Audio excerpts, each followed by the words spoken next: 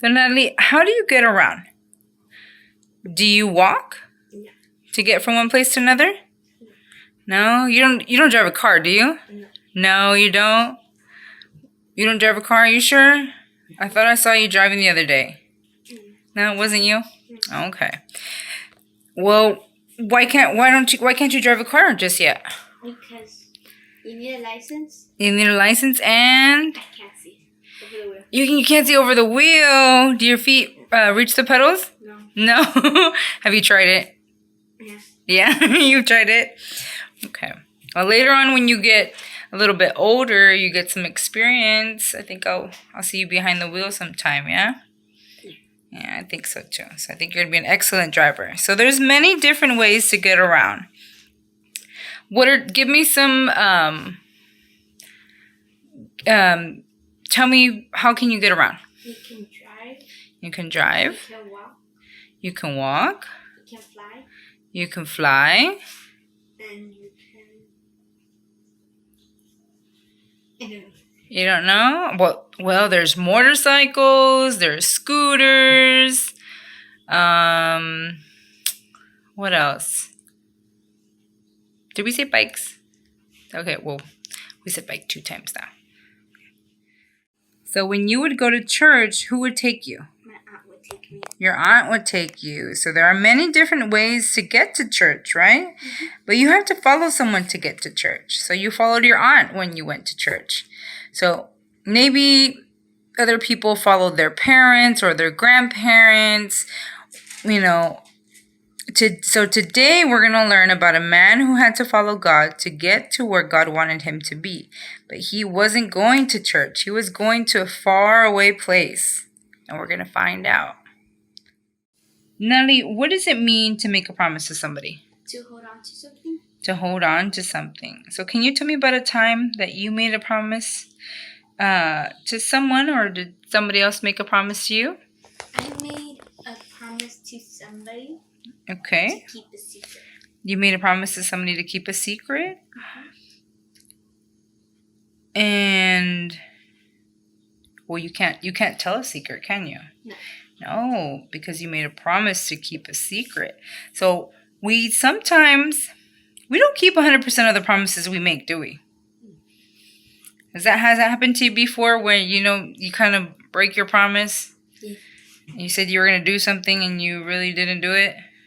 Yeah, that's happened before. That's happened to me too. So we might have really good intentions to do what we say we'll do, but sometimes we forget, or we decide that we'd rather do something else entirely. There is only one person who keeps his promises 100% of the time, and that is God. So today we'll hear a story about how God called a man named Abram to follow him, and we'll hear about the promise that God made to Abram. We'll learn that God uses people he calls to fulfill his promises. A man by the name of Abram was living in the city of Haran when he heard God's voice telling him to pack up his family and his belongings and move to the land of Canaan. Abram was 75 years old at the time. Can you imagine if God asked you to move, to leave everything behind, everything that was familiar to you, to go to a foreign land where you didn't know anyone? How do you think you would respond to God? I probably wouldn't say anything because I'd be shocked. You'd be shocked with his request, just from one day to the next, for him to be like, I want you to move to a foreign land, to somewhere that you're not familiar with. So as hard as it must have been for Abram to leave behind 75 years worth of memories, he trusted God and he obeyed. Abram believed that God uses people, he calls to fulfill his promises. So Abram packed up his family, his wife and cousin, his servants, and all their belongings. And they set out for the land of Canaan, just like God had told him. God must have known that Abram needed some encouragement, because God also gave him this promise. The Lord had said to Abram, "Go from your country, your people, and your father's household to the land I will show you. I will make you into a great nation, and I will bless you. I will make your name great, and you will be a blessing. I will bless those who bless you, and whoever curses you, I will curse. And all peoples on earth will be blessed through you. Wow, what a promise. God told Abram that he would make his family so big that they would be their own nation. God said that the whole world would be blessed because of Abram's family. What makes this promise so miraculous is that Abram was 75 years old at the time, and his wife didn't have any children. Abram might not have understood exactly how God was going to fulfill his promise, but he knew that he could trust God's plan because God uses people. He calls to fulfill his promise. So Abram and his family arrived in the land of Canaan, where God had told him to go. When they arrived, Abram built an altar to the Lord and worshipped him there. So then God said, "Lift up your eyes from where you are and look north and south, east and west. All the land that you see I will give to you and your offspring forever. I will make your offspring like the dust of the earth, so that anyone could count the dust. Then your offspring could be counted. Go walk through the length and breadth of the land, for I am giving to you." God, once again, God uses people. He calls to fulfill his promises. So as we continue throughout the story, we'll see how God used him in amazing ways to bring about the promises he made.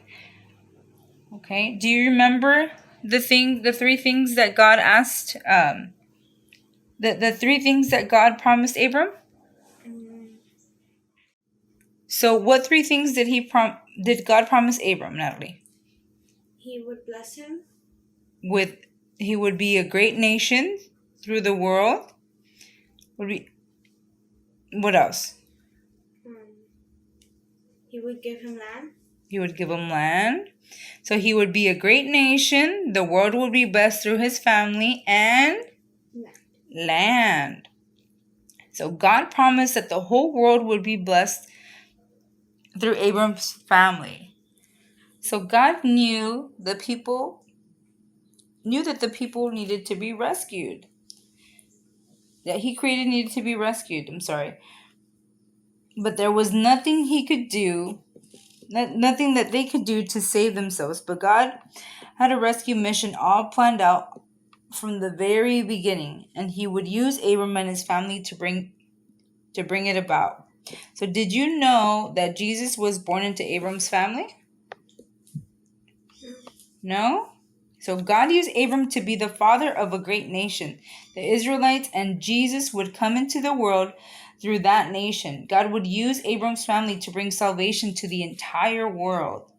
Abram had no idea at the time what an important job God called him to do, but he trusted God and believed because God uses people. He calls to fulfill his promises. So how old was Abraham when God called him to leave Haran? 75. 75. So who else went with him? His wife. And his cousin, and also his servants went with him too. So once again, where did they go to? They went to Canaan. Okay. And once again, what were the three promises? He would be blessed. He would be blessed through his family. Land, and he would be a great nation through the world. Let's repeat those again. So he would be a great nation through the world, would be blessed through his family. God would give him the land of Canaan. And who was a very important descendant of Abram? Jesus. Good job, Natalie.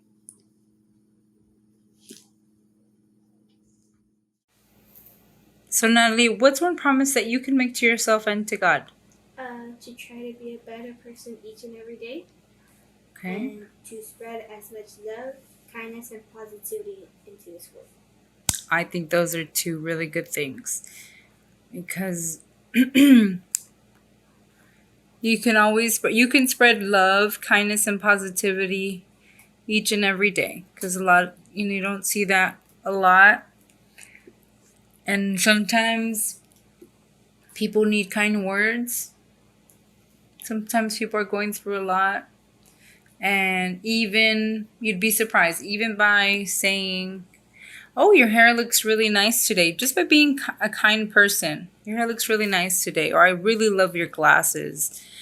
You'd be surprised. The smallest things go a long way. Okay? Well, thank you so much, Natalie, for today.